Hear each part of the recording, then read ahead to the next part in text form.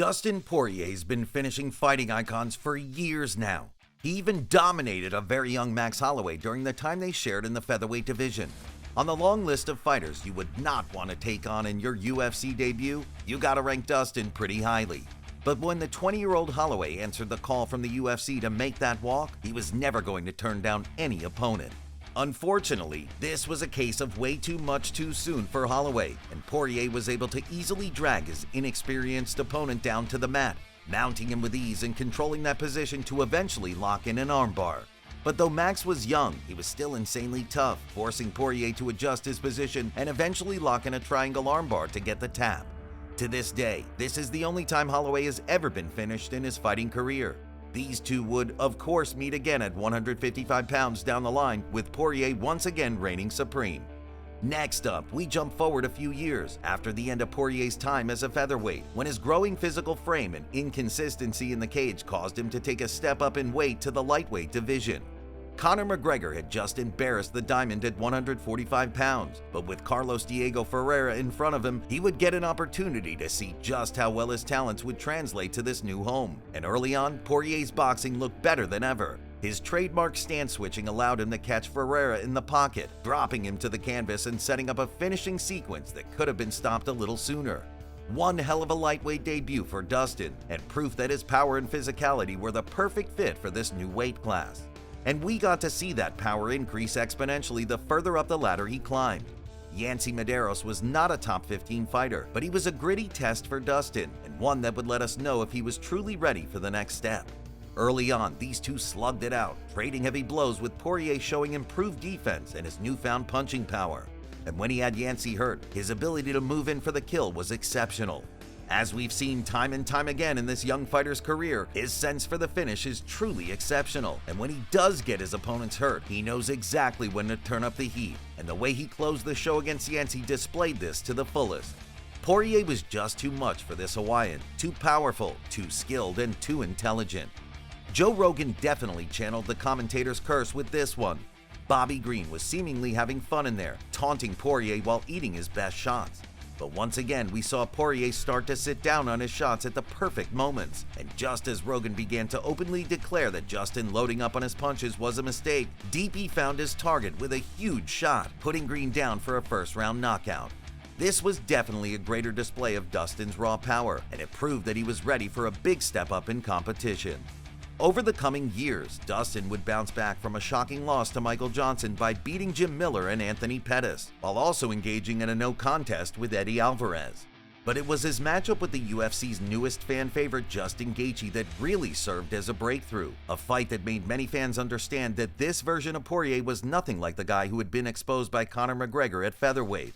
No, this Dustin had a granite chin and an insane fighting spirit, and he was forced to rely on both in there with Gaethje, engaging in a truly memorable war that went all the way into the championship rounds.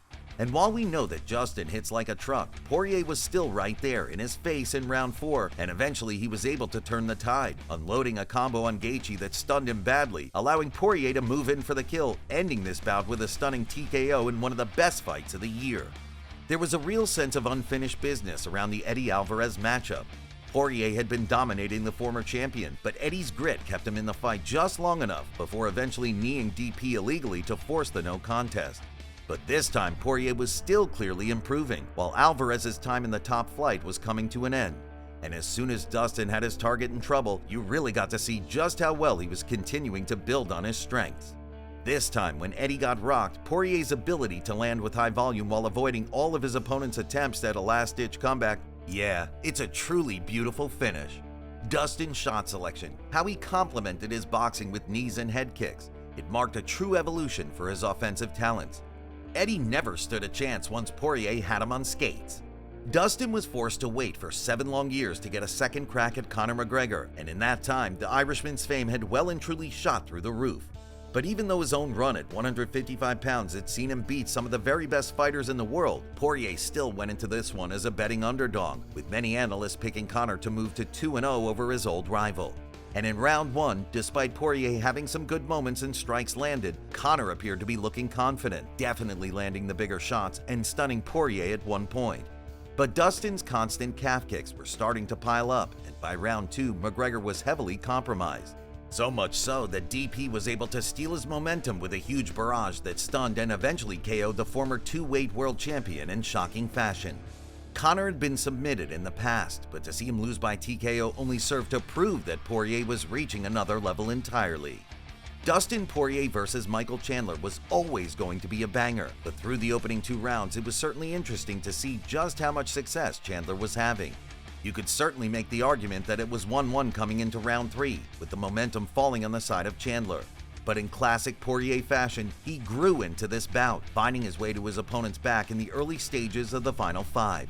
Chandler, who's a very competent grappler, wasn't able to shrug Dustin off, and in a shocking twist, Poirier's BJJ skills came to the fore, and he was able to hand Chandler a submission defeat, the very first time he had ever lost by way of sub in his long and storied career.